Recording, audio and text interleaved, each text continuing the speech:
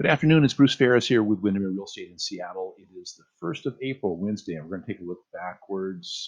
Tuesday and the previous week, we usually start off with looking at what's going on with the Dow, and we are down 4.44% today. We're in the afternoon around 4 o'clock, so that's closed out. Mortgage rates 3.88 today. They've been bumping around all over the place. So if we take a quick look at what's going on and why that's doing.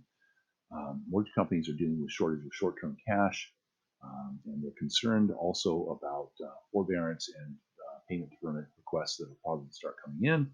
And until they have more understanding of what's going to happen with that, they are quite jittery, and that causes the rates to be bouncing around. So even though we've heard about record low rates, we see them doing these kinds of things, going up as high as we hit 415, if I recall. Yeah. Last week, and now we're 3.88, as low as 314, 313 at one point here. Here we are on the second. Next up, the stats. Let's go just take a look real quickly here. We track on a daily basis. Green means lowering, red means raising, white means white hot, yellow means highest number for the year, and deep purple means the highest number before we start doing the receding that we're seeing as a result of the COVID-19 debacle. So with that, newly actives up here in the upper left-hand corner, I'm really just going to focus on the 1 day. So you can pretty much see here, if you follow my cursor, this is the week prior to the what I'll call shelter-in-place announcement. We knew it was coming, and so a lot of properties tried to get on market. It came down over the weekend, which is typical.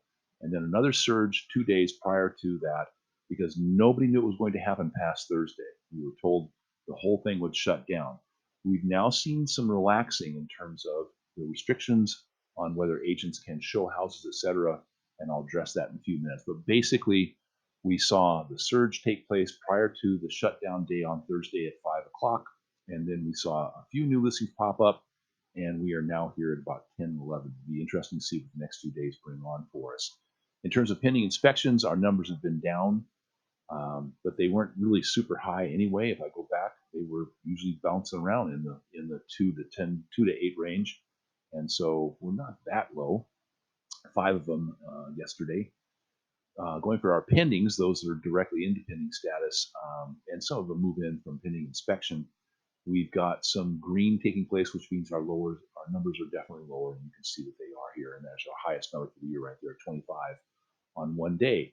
6 days off market. Those properties going into pending status within 6 days of hitting the market. We had the highest number per week beginning here on Wednesday of last week, and we had the highest day of the year at 20 of those in 1 day in the week prior to the shelter in place. But you can see our numbers have continued to drop down from 11, 5, 6, 3, 2, 0, and then back up to 3 yesterday.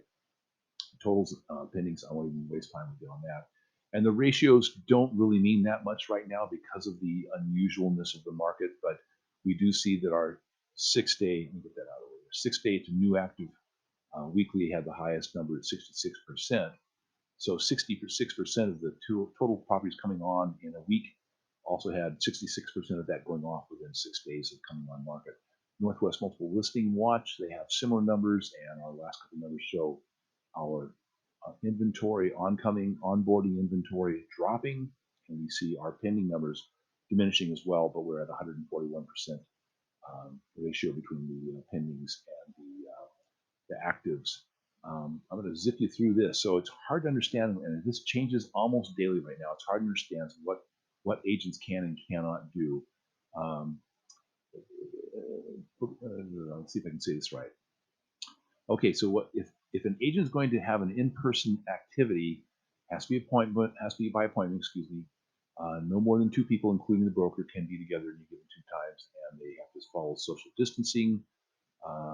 Brokerage services, we'll talk about that. That's no big deal.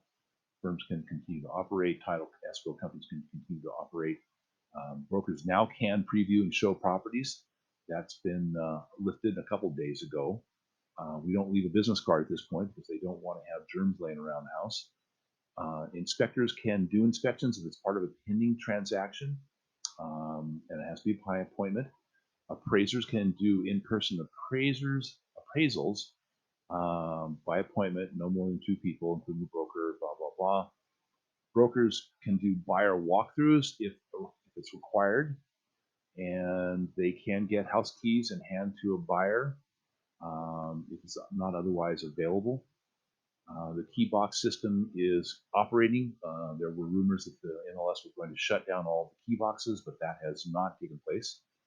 And they are making sure that agents do their best to live within the guidelines.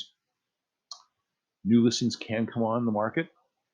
Professional photographers can take photos, and this changed just this afternoon or this midday. So up until midday today, photographers could not go in and shoot photographs. Brokers do not need to remove keys from key boxes, and stagers can do staging, and that is now revised as of midday today. Moving companies can move buyers and sellers in and out of properties. For sale signs can be put up. Contractors, however, generally cannot do repairs unless they are emergency repairs necessary for structural integrity of the property.